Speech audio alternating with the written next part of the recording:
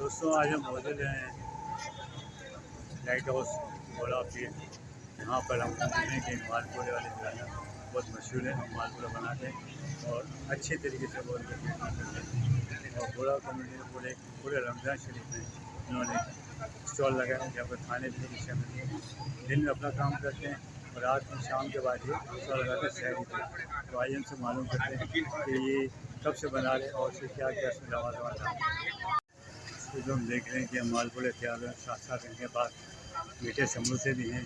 मीठे समोसे बहुत कम लोग बनाते हैं, लेकिन ये हम चिकन वगैरह आलू के समोसे खाते हैं, मीठे समोसे और मीठे समोसे बड़ी फैमिली बड़ी शौक खास तो ये गुजराती सौगात है।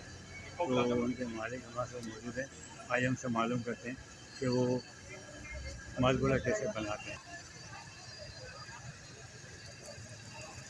आपका एक है ना पूरा इनके बाद इनका क्यों नाम? अस्सलाम वालेकुम, सैफुद्दीन मेरा नाम है और हम लोग 43 ईयर्स से मालपुड़े बना रहे हैं। इसमें मैदा अंडा चीनी सूजी डलती है। आम दिनों में हम 4 बजे से 10 बजे तक होते हैं। रमज़ान में 4 बजे से रात के 2 बजे तक होते हैं। इसके अलावा जलेबी होती है, गुलाब जामुन भी होते हैं, स्पेशल होते हैं वगैरह। सर आप सुना है मीठे समोसे भी रखते हैं जो कि एक खास सौगात है, ये हर कोई नहीं बनाता सर जी।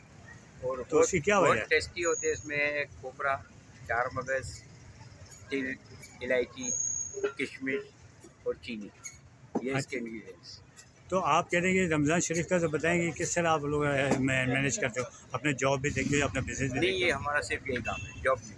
अच्छा, आप पूरा यही बिजनेस करते हो जी। ये सुबह से? और भी जो लोग सर क्या कारोबार करते हैं, क्या वो भी यही कारोबार शुरू से करते हैं? नहीं, ये बाकी फूड स्ट्रीट 1 महीने के लिए, एक महीने हम 12 महीने के।